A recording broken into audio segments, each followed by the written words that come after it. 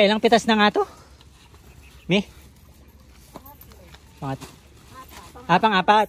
Pang-apat na pitas. December 19. O, pang-apat pa lang pala. Oo. Pang-apat. Umurong yata. Tingnan natin. Kasi nakaraan 4,000.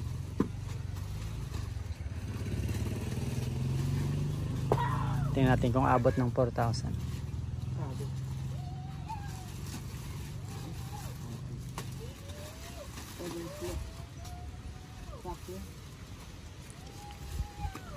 Yung lagas 6. Tapos yung segunda natin 10, 16. 16 na segunda. Oh, may naka-isang bundle na dun. Tapos may 6. Ay, ito pala, tama. Oh, ito, dalawa pala. Oh. 16. 53 na good. Ito, meron tayong 6. 6 na lagas. Yung small natin o segunda 16 tsaka 53. Ayan, yan yung ating kaapat na harvest. Papalapit ng Pasko. Buti na lang meron tayong masisipag na buyer. Kung hindi, wala. Lagi tayong naabutan ng pagdetenor. Salamat. Ito mga masisipag nating. Diretso po yung pitas niya. Pasko, pitas niya. Pitas pa rin. Okay. Ano pa? Ang hinto lang yan, 31 wala. Kasi celebration yan. Ang sasagad nyo na po ng 29. 31 po wala. 29, 31, ados. Balik. Oo, ados. Sasagad natin yung pitas. Oo, basta isasagad nyo po. Basta yung kahit yung mapayat, isagad nyo po.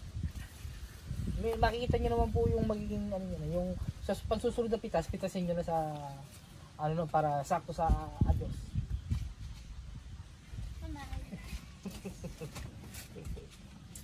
Basta isagad nyo po ng sagad na 29. yan. Basta sagad nyo na. Yung pagpitas nyo nung makalawa, pitasin nyo na para yung kasunod na meron yung ados. Pitasin nyo na. Okay. Ang palaya na masakto kasi kaapat naman kasi. Kaapat talaga sakto, walang problema yon. Ito lang talaga, tsaka okra. Pipino. Pipino, ganun din yan. Sagad. Sagad din yan. Abot lang din yan.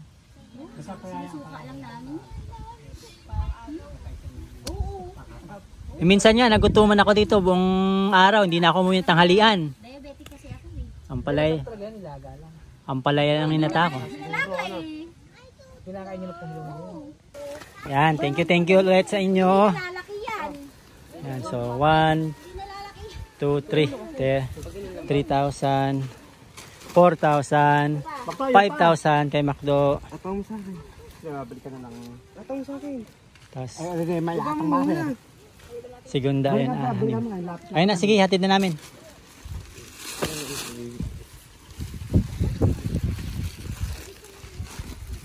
Sige, dali mo na mga kayo. Si Kayla, nagbiyahero na rin. O, yan. So, yun yung titas natin today. Kaapat, 53 ulit. 53. Tapos, merong segunda. Tumaas yung segunda natin, 16. At 6 ulit na lagas. O, yung hinihiwa. O, linis time na si Mami. Double duty yan lagi. Double duty. Double duty. Oh, sayang ito. Ano mo dun ah? Aka na yan. Tatanim ko yung mga. Yan. So, ito yung mga na-overage kasi. May nag-overage talaga na sitaw. Ayan, binibilad ko dito. Bibilad ko sa araw. Tapos gagawin nating buto na second gen. Oh, si Macdo, nalimutan cellphone. Thank you. Okay, salamat sa lahat. Kayla, si Mami, at Daddy, at Siri. Oh, ayan, di ba? Malapad. Magandang pag malapad eh. Malapad. Kala ko nga rin.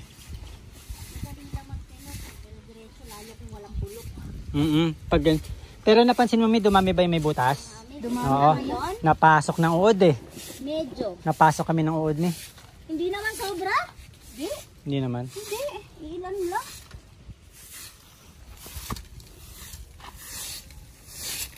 Okay, yan na. Uuwi na tayo. Mamaya na ako babalik para sa pag-i-spray ng pang-uod dahil may uod eh. Uwi na tayo. Okay, sige, kita-kits tayo sa next harvest. Pero ay wait, yung pala natin, yung ating faktura. Update tayo sa presyo. Ang ating presyo ay ang presyo po natin ay ganun pa rin. Maganda pa rin ang presyo, 100 pesos. Isa naman sa 30. 100 pesos. Ay, punta ka lang sa dulo. Huwag ka aalis doon. Atras ka kay. Matras ka, huwag kang... 100 pesos. So yung 43 na tali natin, 4,300 pieces. Eh, 43 din kasi piso isa. Tapos merong dalawang taling sobra, 40 pesos. Tapos yung segunda, ayan, 10 kilo, 10 tali. 40 kada tali, 400. Tapos dalawang sobra, 16. Yung lagas, na presyo ng 20, so 120. Total, 48 tayo. 48 nung ikatlong pitas natin. December 17 yun. Ayan.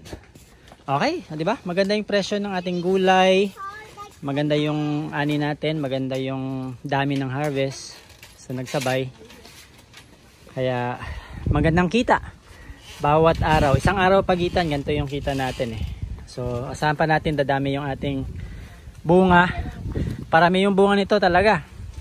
Kaya tuloy sa pag-aalaga. Ito, pakita natin yung ating sitawan. Ayan, tuloy lang sa pag-aalaga ng ating sitawan. Ayan, papansin nyo talagang galante magbigay ito ng bunga. Magaling magbunga. Itong Negro Star. Ayan, magaling magbunga, napakasipag. Puro bunga, yan, naabangan na lang natin yan. Yan, abang na lang tayo ng magiging bunga para sa mga susunod na pitas. Hindi siya gaanong kita kapag ganitong view. Kasi kakulay niya yung dahon, yung bunga parang kulay din ng dahon eh. Berdeng berde eh, no?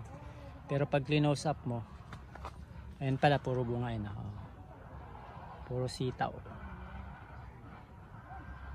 Yan. So ganyan po yan hanggang dulo. Ganyan ang sitwasyon hanggang dulo. Bawat tudling ganyan yung itsura niya. Napakaraming bunga. So far, may mga uod din naman tayo. Yung pod borer bumubutas ng sitaw. Pero halos karamihan wala. Ayan o, malinis. Maganda yung pitas natin. Malinis yan. Wala rin tayong problema sa whitefly. Yun lang yung armyworm na kumakain ng dahon. Maraming dahon na nasira na dyan. Kinain nila yung mga dahon. Nung unang-una, naging problema nga natin, pinakita natin yung etong leaf miner. Yan. Napuksan naman natin pero huli na dahil na-damage nila yung mula baba hanggang ikagitna. Ayan. Pero yung sa taas, okay naman. Naka-recover. Okay, so ulitin sa mga gusto magsitaw. Sa ngayon, maganda ang presyo, Nueva Ecija. Ito ang aming faktura mula sa buyer. Ayan, ito yung nakaraang pitas namin. Okay, so maraming salamat sa inyong panonood. At abangan nyo ang ating ang susunod na pitas 2 days from now. Okay, maraming salamat.